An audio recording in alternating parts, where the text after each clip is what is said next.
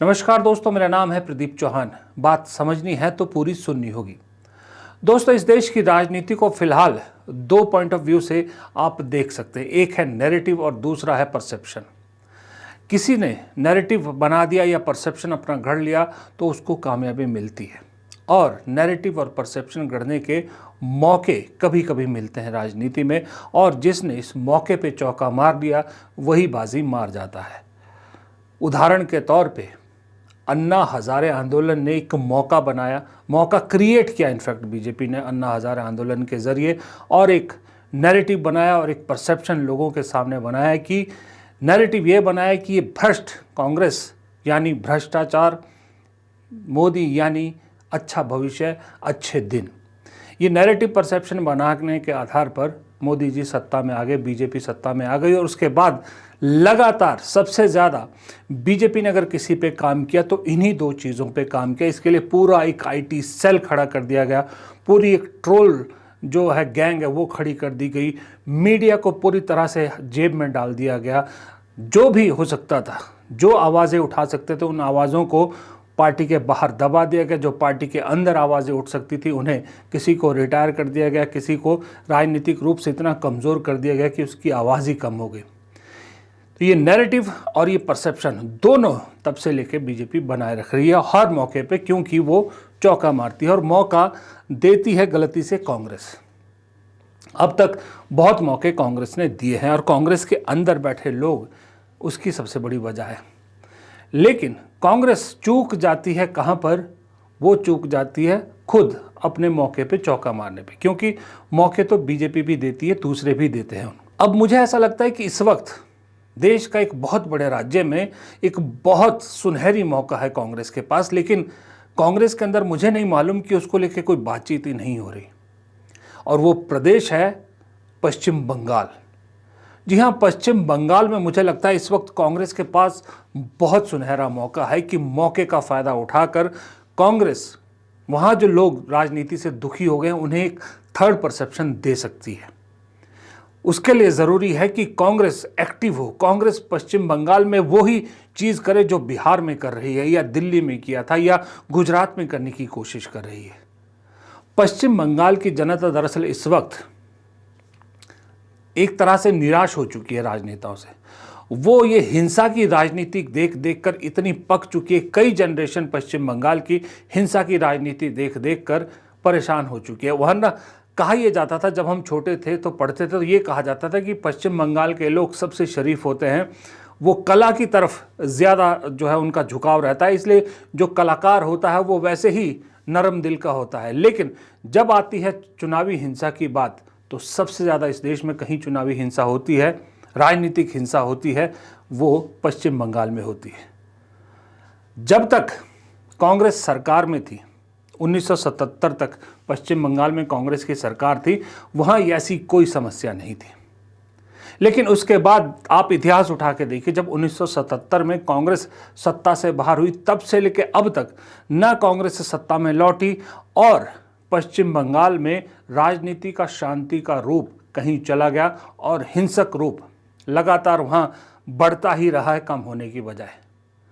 77 से लेकर 2011 तक पश्चिम बंगाल में लेफ्ट की सरकारें रहीं, और लेफ्ट की सरकारों में भी आपको मालूम है कि पश्चिम बंगाल में हिंसा की ढेरों घटनाएं हुई। उसी हिंसा की घटनाओं का एक जो वो कहते हैं ना उपज, वो ममता बनर्जी है। फिर 2011 में ममता बनर्जी को पश्चिम बंगाल के लोगों ने चुना तो उन्हें लगा कि शायद अब ये हिंसक राजनीति से छुटकारा मिलेगा, लेकिन ममता बनर्जी के राज में भी लगातार चुनावी हिंसाएं, राजनीतिक हिंसाएं होती रही हैं, घटनाएं लगातार हो रही है। अब जब ममता बनर्जी को चैलेंज करने की बात आई तो फिर आई बीजेपी, और बीजेपी 2016 से वही तरीका अपना रही है जिस तरीके को अपनाकर पहले लेफ्ट सत्ता में पहुंचा, फिर ममता बनर्जी सत्ता में पहुंची। अब बीजेपी उसी तरीके को अपनाकर ममता बनर्जी को सत्ता से बाहर करके वहां सत्ता कब्जाना चाहती है, और वो तरीका है राजनीतिक हिंसा। इन दिनों मुर्शिदाबाद में और पश्चिम परगना में, फिर दक्षिणी परगना में हिंसा की घटनाएं पश्चिम बंगाल में देखने को मिल रही है, वक्फ मामले को लेकर देखने को मिल रही है। अब लोग वहाँ पर दरअसल इतनी हिंसक घटनाएं दे चुके हैं, राजनीति के लिए इतने लोगों की बलि चढ़ते देख चुके हैं कि अब वहाँ के लोग परेशान हो चुके हैं।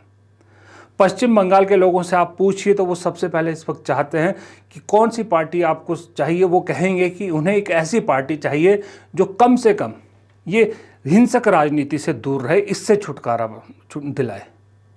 तो ऐसे में ट्रैक रिकॉर्ड किसका रहा है? कांग्रेस का। कांग्रेस राजनीतिक हिंसाओं से कभी वास्ता नहीं रहा है। कांग्रेस से जुड़ा कोई संगठन कभी भी अपने हिंसक रूप के लिए या फिर इस तरह के उग्र प्रदर्शन के लिए नहीं जाना जाता। जिस तरह से आरएसएस, बजरंग दल, ये करणी सेना, ये जिस तरह से पहचाने जाते हैं, कांग्रेस का कोई संगठन कभी ऐसा नहीं रहा। तृणमूल कांग्रेस का खुद का कैडर, क्योंकि वो हिंसा के प्रतिरोध में उपजी पार्टी है, तो उसी रूप में वो दिखता है। पश्चिम बंगाल में पहले लेफ्ट की सरकारें थी, तब भी उनके जो कार्यकर्ता थे, जो वर्कर थे, जो कैडर था, वो हिंसक रूप में जो है वो ज़्यादातर अपने दुश्मनों को दबाने की कोशिश करता था। तो ऐसे में अगर आप कांग्रेस की बात करें तो इतिहास में नज़र भी दौड़ाएं तो कांग्रेस के लिए मौका बनता है। हालांकि वहाँ कांग्रेस लेफ्ट के साथ पिछले काफ़ी समय से गठबंधन में चुनाव लड़ती है, लेकिन आप चुनाव के अगर नतीजे देखिए, अगर 2072 में आखिरी बार था जब कांग्रेस ने अपने दम पे सरकार बनाई थी, 216 विधायक जीते थे। 294 में 294 में से 216 कांग्रेस के विधायक थे। सिद्धार्थ शंकर रे तब मुख्यमंत्री बने थे। लेकिन इमरजेंसी के बाद जो चुनाव हुए, उसके बाद कांग्रेस का ऐसा सुपड़ा साफ हुआ कि कांग्रेस 77 में सिर्फ 20 सीटों पर रह गई और लेफ्ट की सरकार बन गई, सिर्फ 20 सीटें। अब जब से ममता का उदय हुआ है, तब से आप नज़र डालिए, जब लेफ्ट की सरकार भी थी तो हमेशा लेफ्ट की सरकार बनती थी, लेकिन मेन अपोजिशन कांग्रेस रही थी। कांग्रेस नंबर 2 पार्टी होती थी। अब 2011 से जब से ममता का उदय हुआ है, तब से कांग्रेस लेफ्ट साथ आए हैं। तब से भी अगर आप देखिए तो 2011 में कांग्रेस को 42 सीटें मिली थी, लेफ्ट सत्ता से बाहर हुई थी। मेन अपोजिशन वो नहीं थी, दूसरे नंबर की पार्टी तब भी कांग्रेस थी। 42 सीटों के साथ कांग्रेस थी, सीपीएम नहीं थी। मैं लेफ्ट पूरा कंबाइंड नहीं कह रहा, मैं सीपीएम की बात कर रहा हूँ। सीपीएम दूसरे नंबर पे नहीं थी, कांग्रेस दूसरे नंबर पे थी तृणमूल कांग्रेस के बाद। 2016 में भी कांग्रेस को 44 सीटें मिली, तब भी दूसरे नंबर पे थी, और बीजेपी को सिर्फ 3 सीट मिली थी 2016 में। और 2021 के विधानसभा चुनाव में कांग्रेस को फिर 44 सीटें मिली, लेकिन बीजेपी 3 से सीधा 77 पर पहुंच गई। याद रखिएगा, 2016 में ये जो बीजेपी है, 2006 में ममता बनर्जी के साथ मिलकर गठबंधन में चुनाव लड़ा था पश्चिम बंगाल में। तब ममता को 30 सीटें मिली थी और बीजेपी को 0 सीट मिली थी।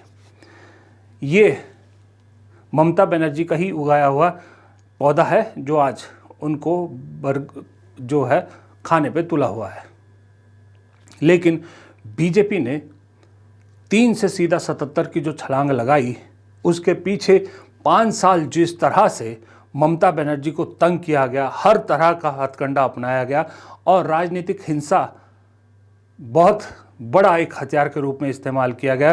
ध्रुवीकरण की राजनीति, तुष्टीकरण की राजनीति का इस्तेमाल जिस तरह से पश्चिम बंगाल में किया जा रहा है, वो अपने आप में पूरे देश में मुझे लगता है सबसे ज़्यादा है। हम जब बात करते हैं हिंदू मुसलमान की, तो लगता है कि उत्तर प्रदेश में होगा क्योंकि सबसे बड़ा राज्य है, सबसे ज़्यादा मुसलमान है, लेकिन नहीं, उत्तर प्रदेश से ज़्यादा ये तुष्टीकरण की राजनीति पश्चिम बंगाल में होती है। और इसीलिए कांग्रेस भी मानती है कि दरअसल इसके लिए जिम्मेदार ममता बनर्जी और बीजेपी दोनों हैं।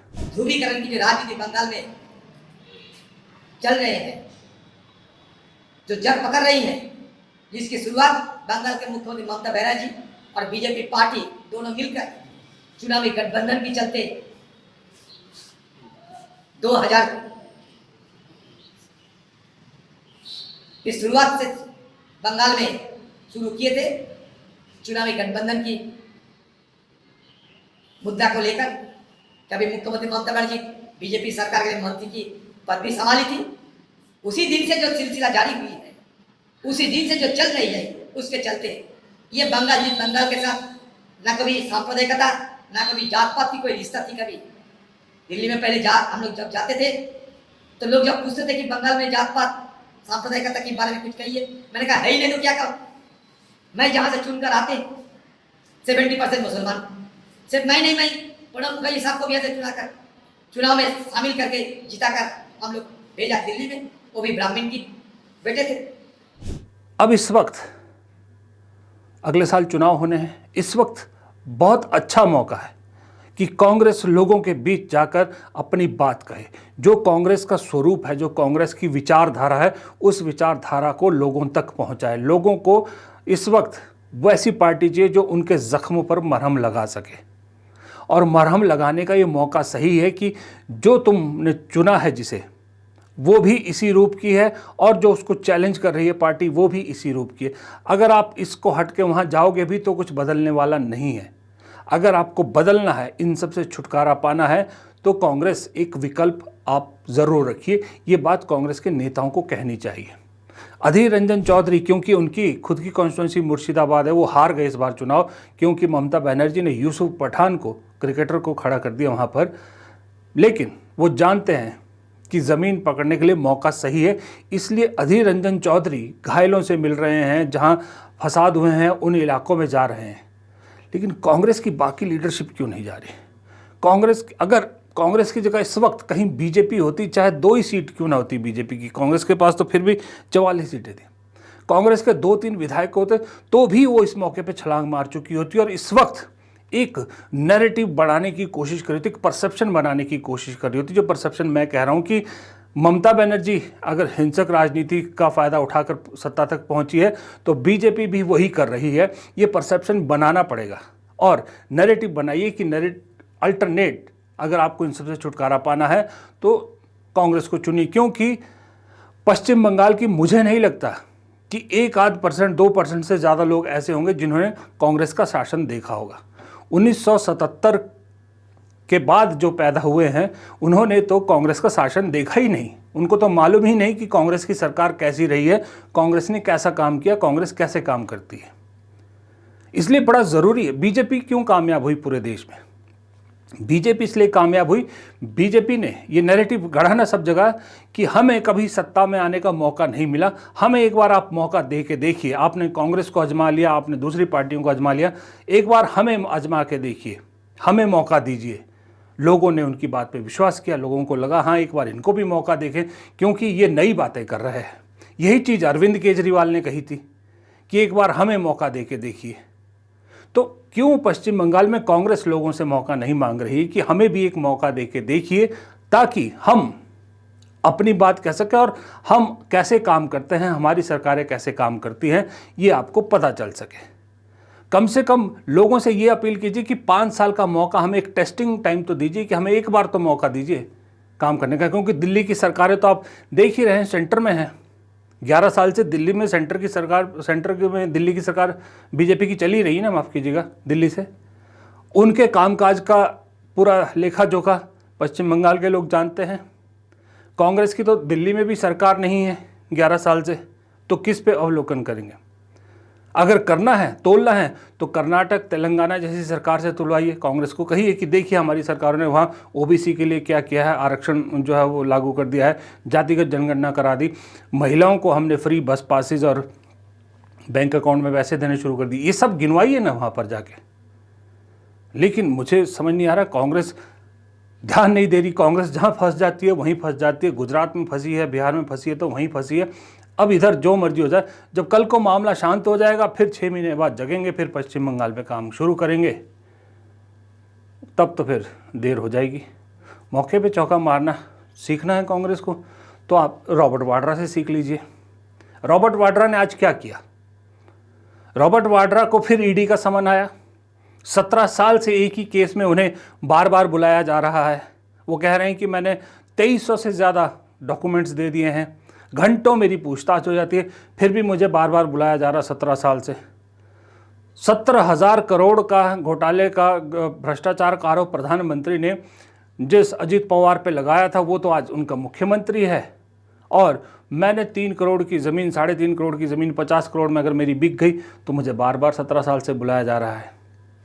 यही रॉबर्ट वाड्रा कह रहे हैं ना। लेकिन उन्होंने मौके का फ़ायदा कैसे उठाया? उन्होंने बीजेपी का हथियार बीजेपी पे ही चला, बीजेपी की स्ट्रेटजी को बीजेपी के खिलाफ ही इस्तेमाल किया। आज वो अपने घर से ईडी दफ्तर तक पैदल मार्च करके गए। रॉबर्ट वाड्रा जानते थे कि मैं पैदल चलूंगा, मीडिया झक मार के मुझे दिखाएगी, मेरी बात को मीडिया दिखाएगी, और हुआ भी यही। वो पैदल चलते रहे, मीडिया उसको लगातार दिखाता रहा।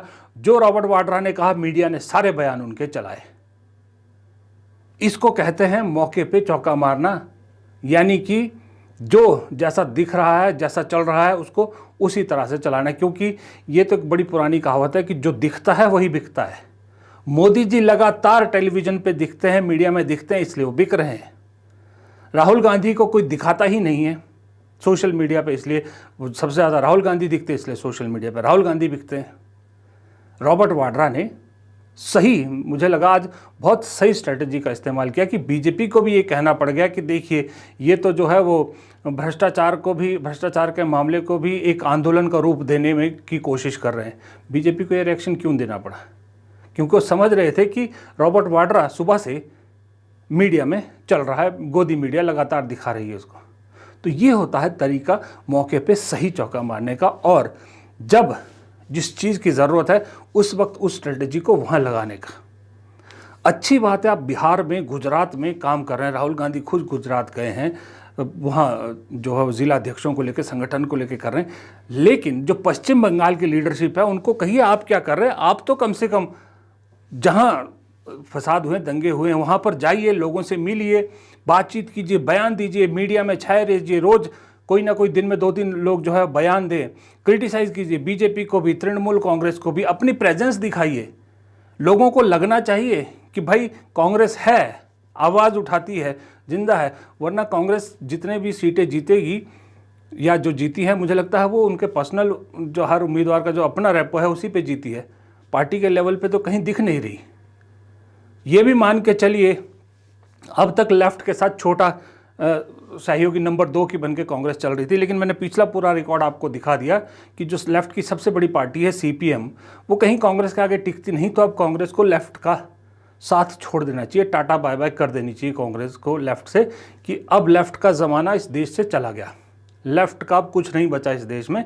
कांग्रेस को, लेफ्ट को बाय बाय कर देनी चाहिए, और थर्ड फ्रंट के रूप में, थर्ड फोर्स के रूप में खड़े होना रहना चाहिए। कि अगर बीजेपी 2016 से 2021 के बीच 3 से 77 पहुंच सकती है, तो कांग्रेस 44 से 150 क्यों नहीं पहुंच सकती? ये सवाल है ना। लेकिन इस सवाल का जवाब ढूंढना भी ज़रूरी है। फिलहाल इस वीडियो में इतना ही। प्रदीप चौहान को दीजिए इजाज़त। नमस्कार। वीडियो पसंद आए लाइक कीजिएगा, शेयर कीजिएगा, चैनल को सब्सक्राइब कीजिएगा, और कमेंट बॉक्स में अपनी राय लिखना मत भूलिएगा। जय हिंद।